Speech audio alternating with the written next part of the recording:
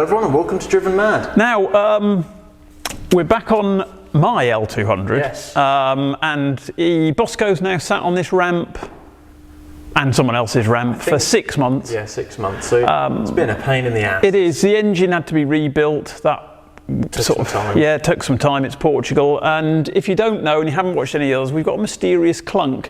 Now, we were 100% convinced because the not the CV joint, the ball joints were really perished and knackered. And we were convinced it was that, so we've changed those in a previous video. We've also changed the hub, the CV axle, and I'm not saying we've given up, but we sort of had. But I luckily got a tip from the L200 forum, and he said, have you had it tracked, which we had, but have you tracked these camber adjustment bolts?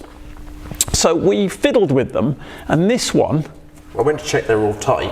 And this one's loose. This one, just you keep turning it and turning it forever more and it doesn't tighten. And this is the side it clunks on. It is. So there is a bit of hope. We have We've run dry on ideas. Yeah, we've absolutely. The amount of times we've walked up and down underneath this car looking for bits is unbelievable. Yeah, so we're hoping that this camber bolt, simple fix hopefully, is the holy grail. Well, if we'd known that, if that is the problem, which we don't know yet, that would have saved us an absolute fortune. Yeah. So let's get this out and we'll show you how to change it just in case you want to. Right, so here is the camber bolt, as you can see. Now, I put a little marker on it, but you don't really need to because we're going to put it bang in the centre and then go and take it straight for an alignment. But we've got on the front here a size 22mm, and on the back we've got a size 17, and we'll undo it from the back because the front is the actual adjustment bolt. Is that actually coming out? No. No, it's not. Because I see you turning. Yeah, I was just thinking I'm turning it and nothing's happening. Because I'm not feeling anything here. So that's a bit of a problem.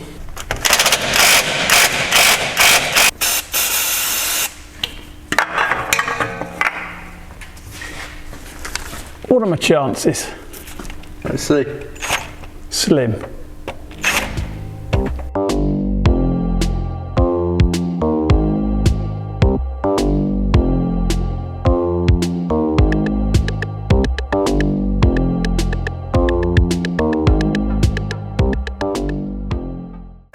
Right, we've been fighting for a while now.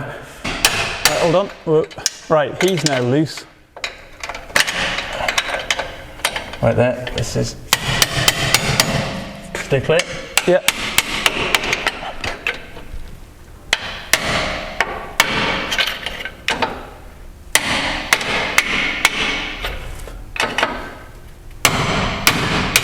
Right, hold on. Hold on, he's off. There we go. Oh. Hey. Well, I think we should have a cuppa. I think we should too. God, my hands are soaked. We're coming back. Right, I had a nice cup of coffee. Dad won't be in the video anymore because he's had to run home because our carpenter's come to do a bit of work on the house. So, I'm here alone and it's time to continue with this bolt. So what I'm going to do is get a jack stand, and just because there's a little bit of pressure on this bolt, obviously it's under a little bit of load, I'm going to get a nice little bit of support on it, just so that when I take the bolt out, if it drops slightly I can lift it back up and whatever. So what we'll do is hammer that out quickly. These are a really good investment. You can just use a screwdriver, but if you don't want to destroy your screwdriver, get yourself a little punch set so you can hammer things out, the different sizes. They're very good. So yeah, let's get this out. So I'm just going to tap it.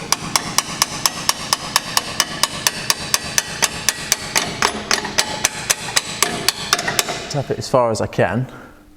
Ah, yeah, look at the rust on that. No wonder it was seized up. Right, now there's not much space to hammer, but we can make it work. Right, now you see we got here, what I'm going to have to do, get my size 22, and you can see there's no clearance, so I'm going to have to turn it to its lowest point, which is there. And now I'm going to keep hammering. This is really rotten.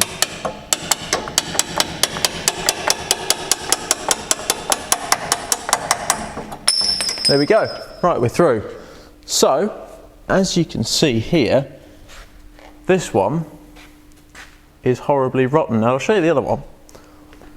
That was the old side on the driver's side, and that's this side. And we haven't wiped this one, this was just how it came out. Look at the difference in the colour. This one's all rusty and full of mud, and this one's immaculate. That's weird, really weird. But this is our problematic one, and you can actually see, other than the bit we destroyed, you can see that the threads in the middle are much skinnier. So that's why the bolt wouldn't come off, the nut wouldn't come off, sorry, because the threads are actually completely worn away. Since I've got this opportunity, I'm going to completely clean and degrease inside here. With the axle stand on, you can see now the whole, the arm isn't dropping.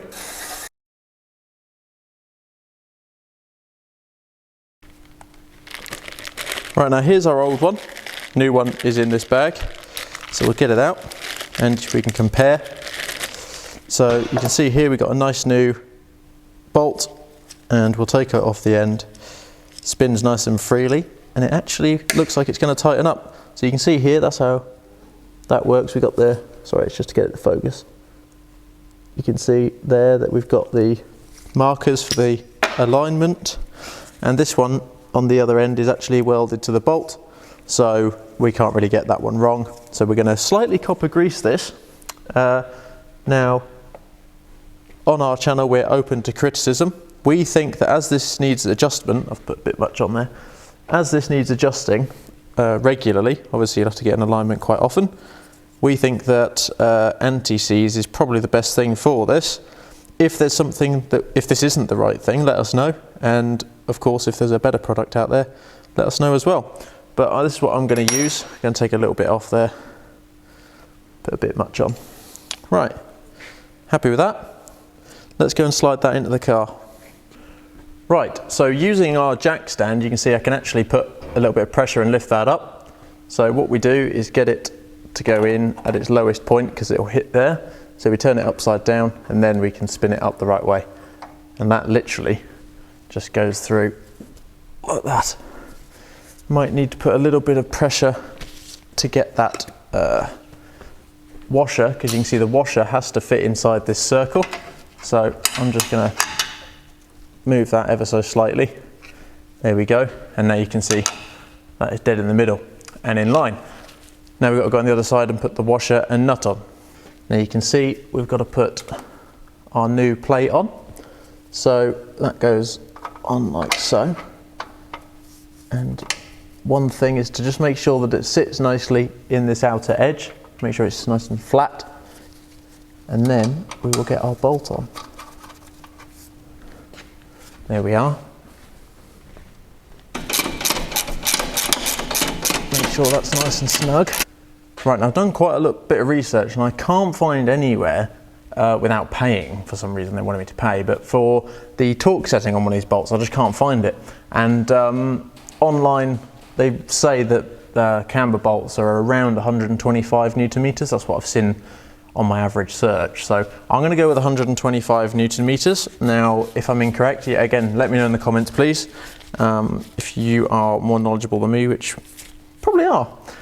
I'm going to go with 125 Newton meters. That is more than enough, I would think.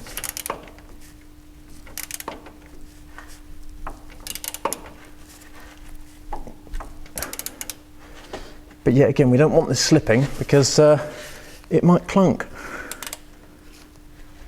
There we go. So we're going to have to take it for a test drive, aren't we? Fingers crossed. I've got every finger crossed, look, all fours.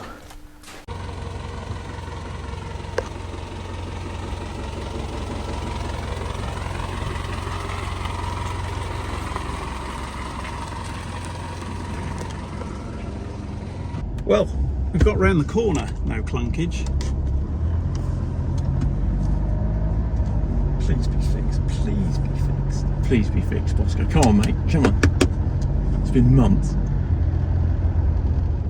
Well, it's the first time I've driven in 3 months. It is, yeah. 2 months. Right, here we go. Right, left turn is the turn.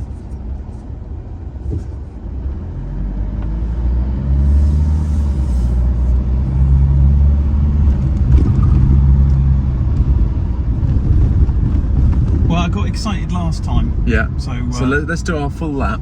What, this way? Yeah, go on, why not? So this is a horrible turn, so I remember it properly clunked this time. Let's see, get a full lock on it.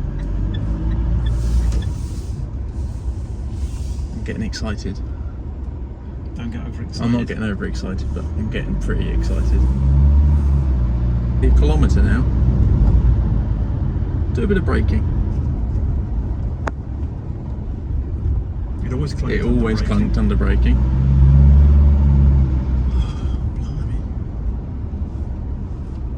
Right, this turn will definitely clunk if it's going to. I mean, how would anyone? I mean, I'd have never come up with that. Me neither. Right, give it a proper sling round. Hang on, let's not kill this. Bike, oh, God. Ooh, Well, it would have clunked there. It just would have clunked there.